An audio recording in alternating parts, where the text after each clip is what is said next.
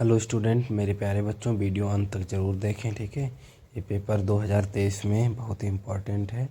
सामाजिक विज्ञान कक्षा 10। ठीक है, मैं नकुल यादव, आपका स्वागत है हमारे यूट्यूब चैनल पर। आर्यन रवीना नकुल। आप बने रहिएगा इस वीडियो में।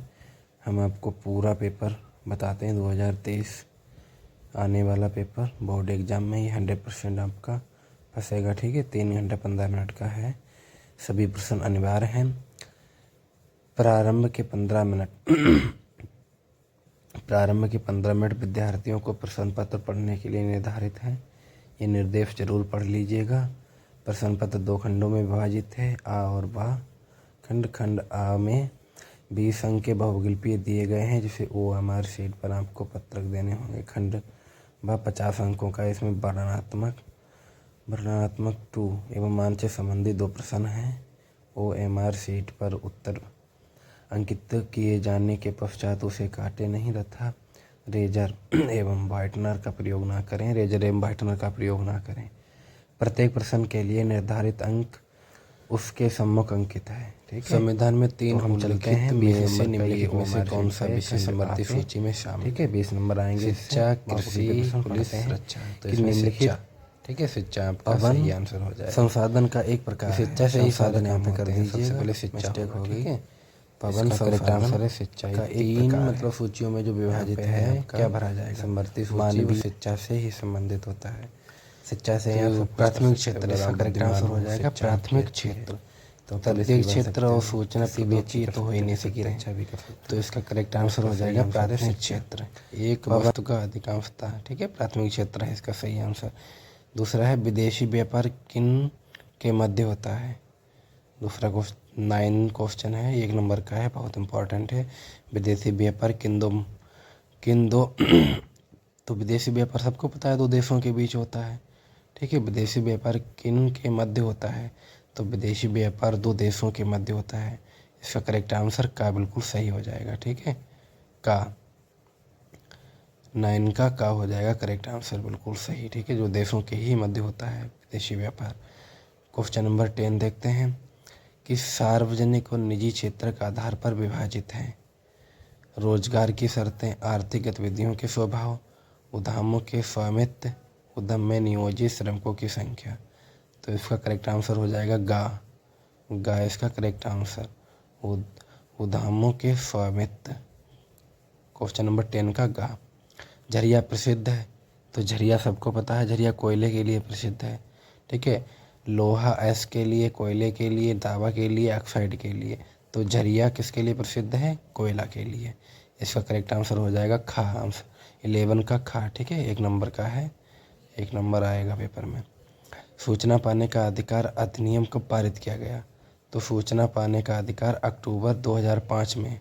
ठीक है, ऑप्शन का बिल्कुल करेक्ट है। तो इसमें देखते हैं मार्च 2005 में, जनवरी 2006, अप्रैल 2007। तो सूचना पाने का अधिकार अक्टूबर 2005, इसका करेक्ट आंसर है अक्टूबर 2005।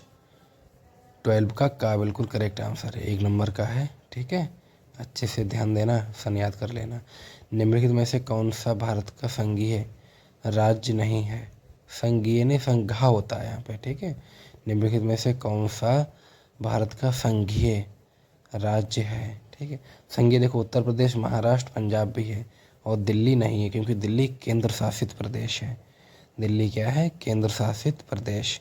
उत्तर प्रदेश, महाराष्ट्र ये संघीय राज्य है, हमारे संघ से जुड़े हुए हैं, और दिल्ली खुद में एक, ठीक है, केंद्र शासित प्रदेश है।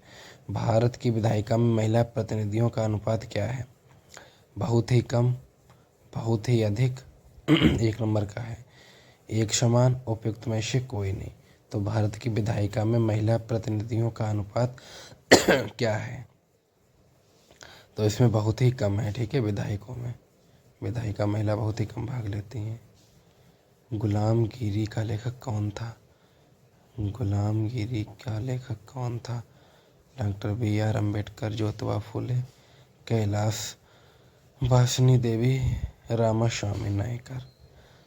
तो क्वेश्चन नंबर 15 का सही आंसर हो जाएगा ज्योतिबा फुले, ज्योतिबा फुले। चाय की खेती के लिए कौन सी मिट्टी उपयुक्त है? तो चाय की खेती के लिए कौन सी मिट्टी उपयुक्त है? नहीं, चाय की खेती के लिए कौन सी मिट्टी उपयुक्त है? दामोदर घाटी, सोन घाटी, महानदी घाटी, चंबल घाटी।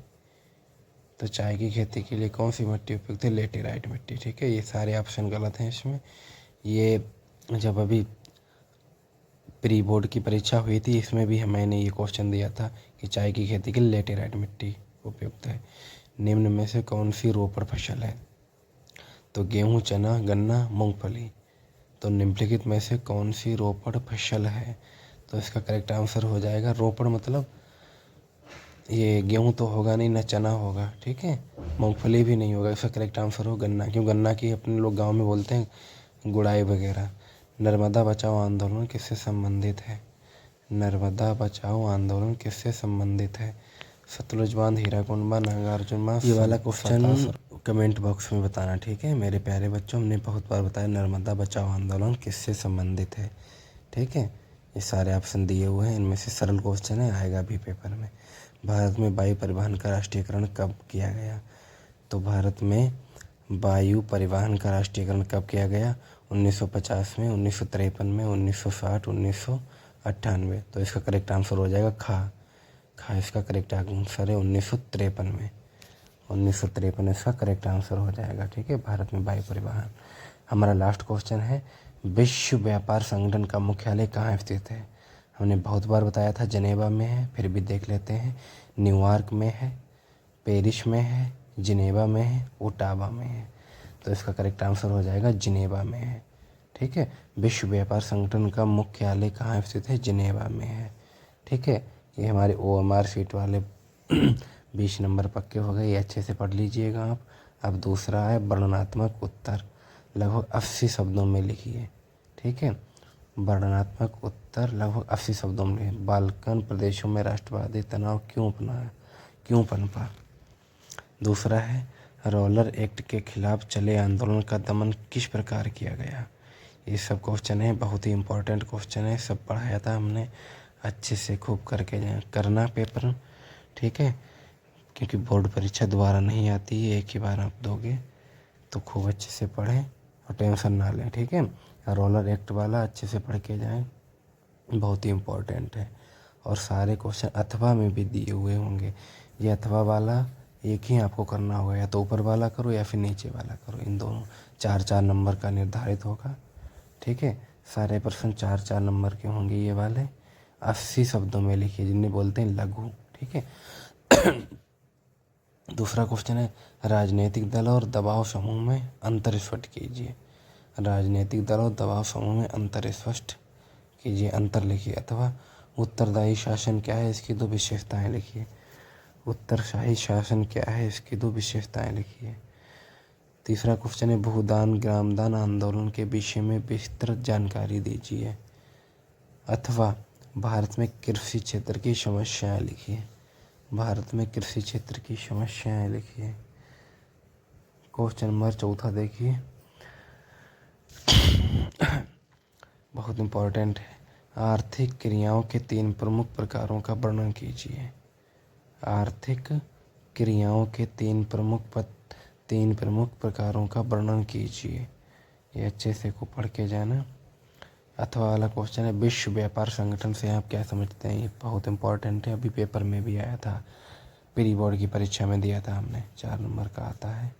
ठीक है, ये हो गया हमारा 20 नंबर का। अब वर्णनात्मक 2 यानी लगभग 150 शब्दों में देखिए। ठीक है, 4+2, तो ये दीर्घ वाले हो गए, 150 शब्दों में आपको लिखना होगा। ठीक है, भारत में राष्ट्रवाद के उदय के प्रमुख कारण क्या थे? बहुत इंपॉर्टेंट है, हमने पढ़ाया भी था ये भी अच्छे से। अथवा महामंदी के कारणों की व्याख्या कीजिए। इन दोनों प्रश्नों में से आपको एक करना है, जो कि 6 नंबर का है आपका। 4+2 यानी 6 नंबर का है। महामंदी के कारणों की व्याख्या कीजिए। क्वेश्चन नंबर 6, भारत में संघीय व्यवस्था की प्रमुख विशेषताओं का वर्णन कीजिए। अथवा भारतीय लोकतंत्र के समक्ष क्या चुनौतियां हैं, किन्हीं 3 का वर्णन कीजिए। भारत के लोकतंत्र के समक्ष की चुनौतियां 3 लिख दीजिए। ठीक है, क्वेश्चन नंबर 7, कृषि उत्पादन में वृद्धि सुनिश्चित करने के लिए सरकार द्वारा किए गए उपाय समझाइए, मतलब सरकार ने क्या उपाय किए हैं कृषि उत्पादन की वृद्धि में, अभी जल्दी ही पढ़ाया था हमने। अथवा ऊर्जा के गैर परंपरागत 4 स्रोतों का विस्तार पूर्वक वर्णन कीजिए। ऊर्जा के गैर परंपरागत 4 स्रोतों का वर्णन कीजिए। भारत में वैश्वीकरण के प्रभाव का विस्तार पूर्वक वर्णन कीजिए। वैश्वीकरण हमने बताया बहुत इम्पोर्टेंट है, पेपर में आएगा भी जरूर। भारत में वैश्वीकरण के प्रभाव का वर्णन कीजिए। 6 नंबर के प्रश्न है। अब उपभोक्ता की रक्षा के लिए सरकार द्वारा किए गए उपायों का वर्णन कीजिए। उपभोक्ता की रक्षा के लिए सरकार द्वारा किए गए उपायों का वर्णन कीजिए, ये हमारा हो गया।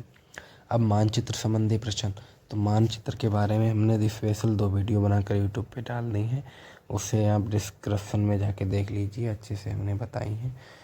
ठीक है। पाकिस्तान जहाँ जलियांवाला बाग हत्याकांड हुआ तो हमने बताया था 13 अप्रैल सन 1919 को अमृतसर, जो कि पंजाब में है। पाकिस्तान जहाँ से गांधी जी ने नमक बनाना प्रारंभ किया था। ठीक है। दांडी यात्रा, ये भी हमने बताया था गुजरात में। पढ़ो अच्छे से। पाकिस्तान जहाँ नील की खेती करने के लिए किसान। मेरे प्यारे बच्चों हमने आपको मानचित्र संबंधी 2-3 वीडियो बना के यूट्यूब पे डाल दी हैं। ठीक है, आप वो डिस्क्रिप्शन में जाके देख लीजिए। मानचित्र संबंधी हमने एक वीडियो और मतलब भारत के जितने भी राज्य हैं सबका नाम अच्छे से बना के मैंने यूट्यूब पे डाला है, उसे देखो जाके अच्छे से। ठीक है। मानचित्र में पूरा आपका 10 नंबर का आएगा, 5 नंबर का हमने ये अच्छे से बना के वीडियो डाली हैं, और सारी वीडियो अच्छे से देख लो, इसी से ही फंस जाएगा आपका पूरा 10 नंबर। तो वीडियो देख लीजिएगा आप अच्छे से, पूरी वीडियो देखें। और भारत में कौन सा राज्य कहाँ पर स्थित है उसके ऊपर भी मैंने पूरी वीडियो बनाई है अच्छे से। ठीक है, उसे भी देख लीजिएगा आप लोग, और ऐसे वीडियो देखते रहें, वीडियो पूरी देखा करें, चैनल को सब्सक्राइब करें, शेयर करें। ठीक है। मैं नकुल यादव, आप। ठीक है। वीडियो को ज़्यादा से ज़्यादा लाइक करें, शेयर करें और कमेंट करें। ठीक है। खूब अच्छे से करो, मेरी यही दुआ है सब बच्चों आराम से अच्छे से नंबरों से पास होंगे, पूरे नंबर आएंगे। ठीक है। ओके, नमस्कार।